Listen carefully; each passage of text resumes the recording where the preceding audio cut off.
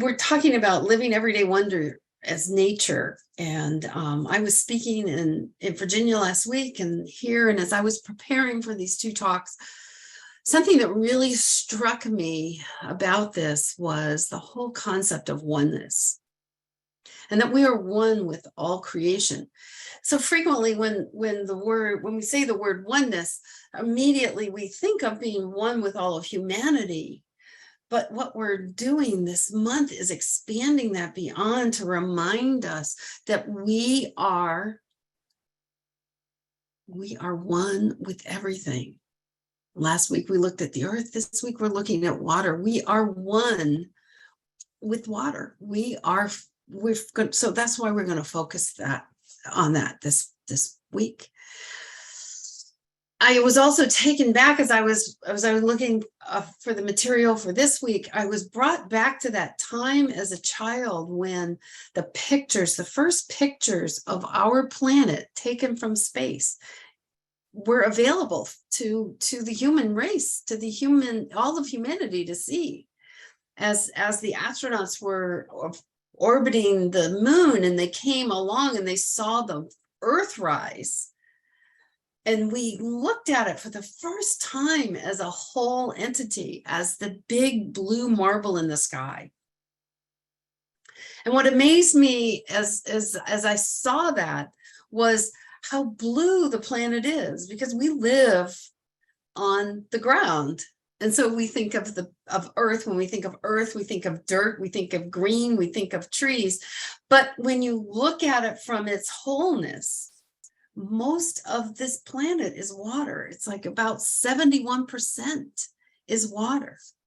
And it's a most vital resource for not only for us, but for all living things on this planet. Without water, life does not happen.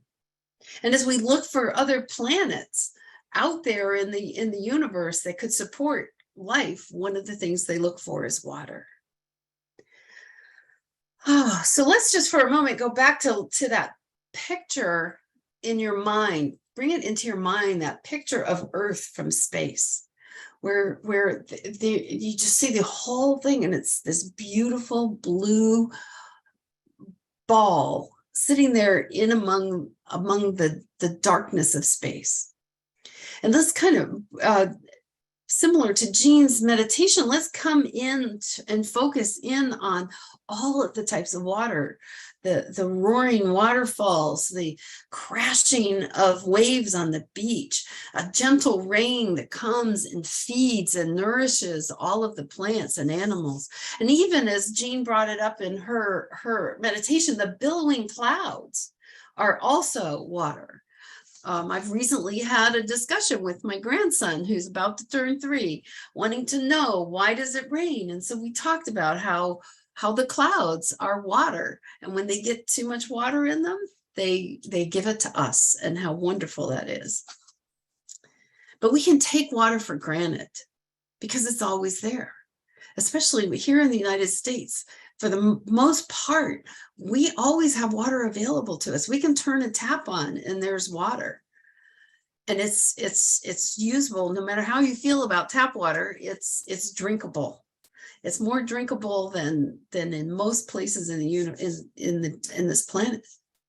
So let's go. You can either close your eyes and either go back to where Jean had us, so you can jump back in the water, Neld, or take yourself to a place where you are either near water, you're in the water, you're on the water. It could be standing by a beautiful rushing stream. It could be a waterfall.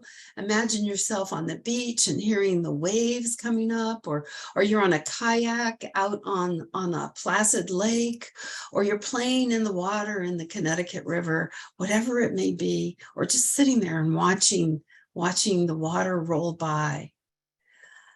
And just feel what it feels like to be in that water, on that water, by that water, with that water. And how cleansing it is. And experience that wonder of water.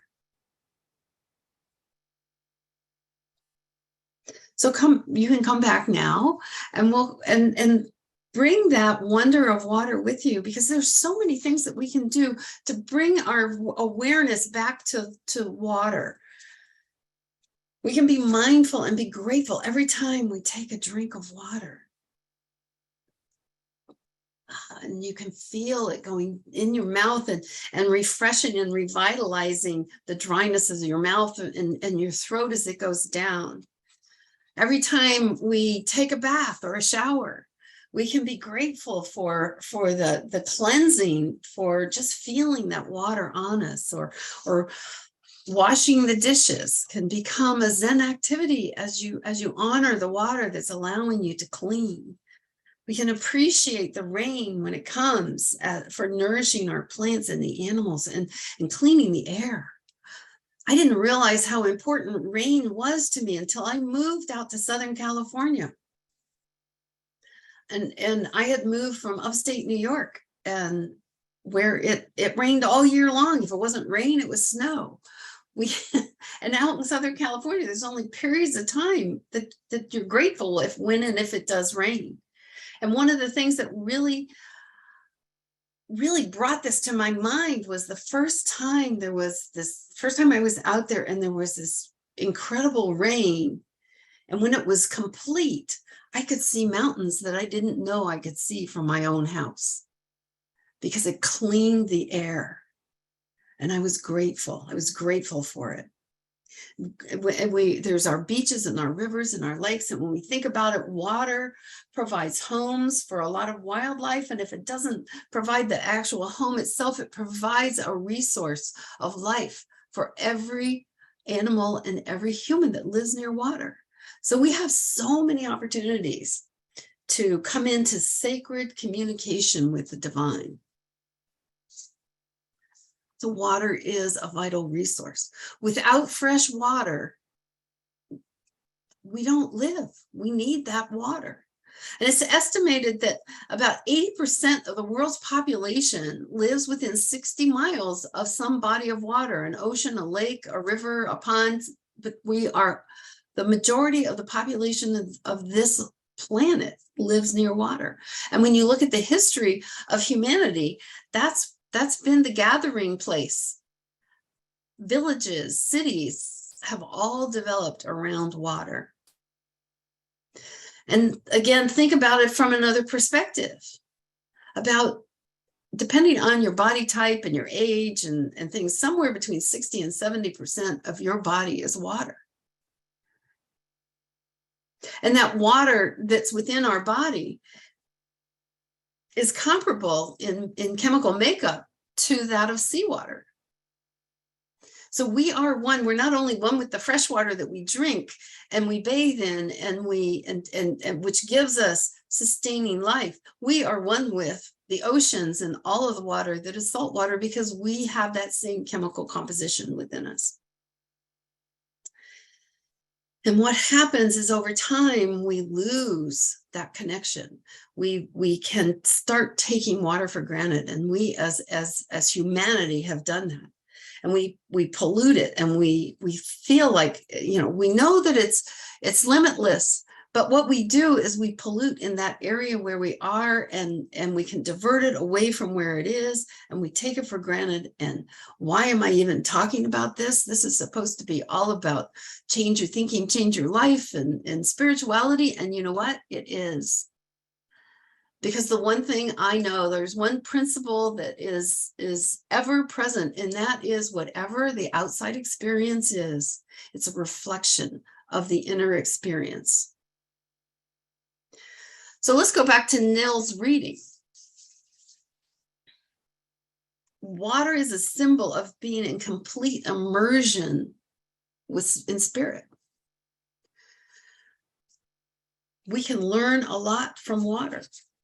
Water flows in and around everything. Just think about it. Think about it. When a river is flowing, unless it's even if there's a dam, it seeks a way to continue to flow. It may be difficult, but it will find a way. It flows around things. It just keeps moving. And that's what spirit does too. And what we can do is we can put in those obstacles and those blocks and the dams that will divert the flow or stop the flow or pollute that flow with our thoughts. And many of you have heard my analogy of God is water and I am the fish. And I actually found a quote about that from this great progressive theologian named Marcus Borg, who is he's written a lot of books about re-looking at the teachings that are in the Bible and other Christian teachings that are very much in line with science of mind. And what he says is we are in God as fish are in water. The water is all around us. Fish move, or the water is all around. I'm already making this fish. The water is all around. Fish move within the water. They live within the water, have their being within the water. And the water does not separate, is not separate from the fish, yet the water is more than the fish. So the fish is in the water and it cannot live without that. And if the water around it gets polluted, it starts having some problems. So let's again go back and look at what can we learn from water. And there's this concept of the inner and outer reflection. When we pollute the water or misuse water, we or don't share the water, we become, this is my water. It's the same thing within our consciousness. When we start to pollute our consciousness with thoughts that are out of alignment with our truth, with thoughts of I'm not good enough, that I don't like that person. I don't see the God in me, so I don't see the God in them. There's this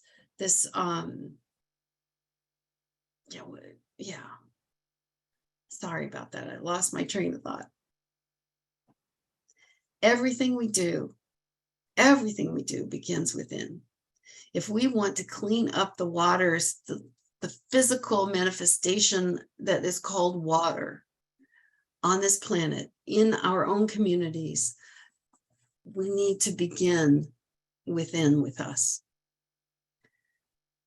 In this thing called you, Ernest Holmes says, as water purifies itself by flowing, so an inner realization of the flow of spirit through us purifies the stagnant pools of morbid thought, and in so doing eliminates stagnation in the physical body.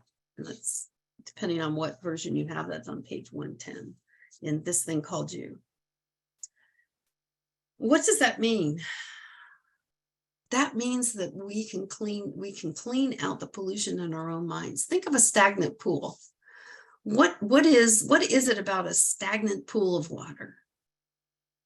That stagnant pool of water has been disconnected from the flow. If you're walking along a creek or the river, or even sometimes it can happen in a lake, because lakes all generally have a flow of water, and you find a stagnant pool, it can be pretty disgusting. It can get pretty putrid until you reconnect it to the flow. So the thing to keep in mind is we are the ones who disconnect. We are the ones who make that stagnant pool. We put in the dam. We put in the block. So it is up to us to allow that flow of realizing the flow of spirit in our own lives that will help us clean up our own thoughts, that will bring us to that realization that water is a vital resource for us, and make us more conscious, make us more mindful of it as we become more mindful, in alignment, in balance, and in harmony with our own divinity. Ernest Holmes is known for reusing concepts throughout his writings, and in Creative Living, he talks about stagnant water again. Stagnant water was once flowing water that became sidetracked from its own flow. and that which was perfect became impure. It is just the same with our mind and our emotions. There is a pressure against us for self-expression. And when it is expressed, our life flows happily. But when we tend to hinder it, there is stagnation. The creative impulse must create something, or we are unhappy. So the more we are out of alignment, out of balance, out of harmony with our divine self, the more unhappy we become. So let's clean up the water of our own spirit, the one that we move and live and breathe and have our being, the one that we just affirmed with Reverend Patrick's beautiful affirmation for the month of August. Let's step up our spiritual practice. Let's bring water into our spiritual practice. Another lesson we can learn from water is when the surface of water is calm, is tranquil, is